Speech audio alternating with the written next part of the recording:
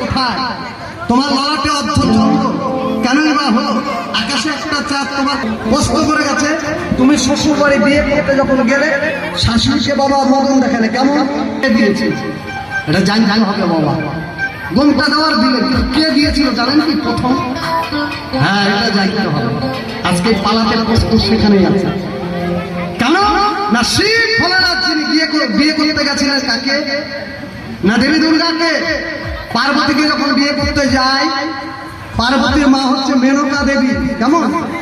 তাই মেনকা কাছে মেনকা যখনই জামাই চুম্বন করতে যাবে বাবা, শাশুড়িরা জামাই চুম্বন করে না, নতুন জামাই বাড়িতে আসতে চালু নিয়ে যায়, আরো আয়ারা যায় সাথে।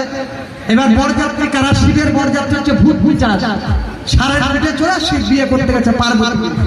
আর ওর যত বরযাত্রী সব ভূত আর পিচাচ, এই নিয়ে চলে গেছে। আর বাদ বাকি দেবতা ছিল।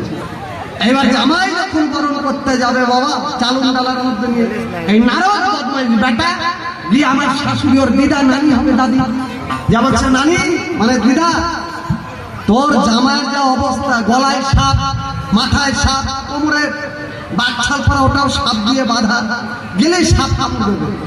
শাশুড়ি চিন্তা করে তাহলে আমি জামাই চুম্বন কেমন করে করবো?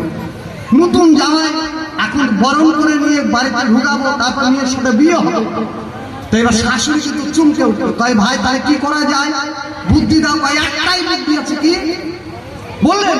যে না, তুমি যদি ঈশ্বর বলে শিখো, বেটের যে চালুন ডালার মধ্যে গোবর টবর দেয় না, করি দেয় তো, করি প্রদীপ কলার খাতা এগুলো দেয় তো, চালুনের মধ্যে আমি বলতে পারবো না বাবা, কারণ আমার বিয়েটা রেডিমেড ভাবে হয়ে গেছে। কেমন ওটে হয়ে গেছে, এত কিছু দেখিও নাই, বলতেও পারবো না।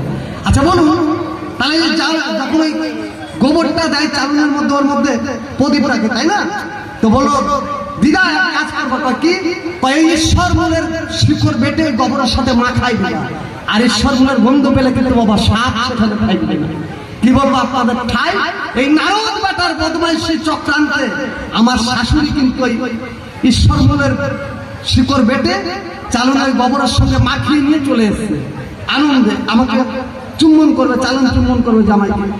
এইবার যখন শাশুড়ি চালুন ঘুরায় আর উনুন দেয় না, জুপার দেয় যখনই দিয়ে কপালে ঠেকায়, কপালের সাপ বললো বাবা তুমি থাকো আমি পালা। এই কপালে মাথায় জটে যে সাপ ছিল ভেঙে গেছে ঈশ্বরের গন্ধে। এইবার যখন বুকে চালুন চুম্বন করতে গেছে, গলার সাপ বলছে বাবা আমি আর নাই, তুমি বিয়ে করো একাই। গলার সাপ হচ্ছে। এবার কোমরের যেটা সাপ বাবা যে বাচ্চাল করা আছে, এবার ওইটাই একটা শিবের বেল্ট। এবার ওই বেল্ট যেটা সাপ কোমরে আছে, চিন্তা করে সব সর্বনাশ, ঈশ্বর মূলের বন্ধ, এক সেকেন্ডও আমি এখানে থাকতে পারবো না। কিন্তু আমি যদি ভেঙে যাই, বাবার মান সম্মান নিয়ে টেনশন হয়ে যাবে, মানে শিবের মান সম্মান নিয়ে পড়ে যাবে। তো এবার প্রথমবার যখন ঠেকালো, ওই কোমরের সাপ পস পস করছে, বলছে বাবা আর পারছি না। কয় না পারলেও তো থাকা লাগবে, আমার মান ইজ্জতের ব্যাপার। দ্বিতীয়বার যেই ঠেকিয়েছে বাবা তাও কষ্ট।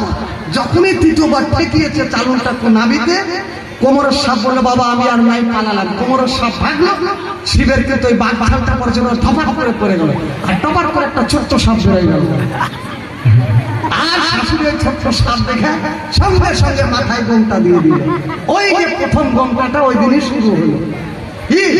মেনকা মাথায় দিল গোমটা। একটা গান আছে না, একটা গান আছে তো, মেনকা মাথায় দিল গোমটা, বেছে বেছে পল্লী জামাই। তো ওই মেনকাই হচ্ছে শিবের শাশুড়ি। প্রথম গোমটা দিয়েছিল এই পৃথিবীর বুকে নয়, বিশ্ব চরাচর। বুঝে গেল? দিব কি হবে না? যদি আপনারা বলেন হবে না, কিন্তু ধামাকা গান লাগিয়ে দেবো, প্রশ্ন উত্তর নেবেন, তাই তো? সবাই শুনবেন তো? হাততালি একজন একটা তাহলে বুঝবো যে হ্যাঁ ভোট করছে। হাততালি কম হলো, মানে কমিটি মনে হয় খিচুড়ি খিচুড়ি খাওয়া হবে। কেমন শুনলাম?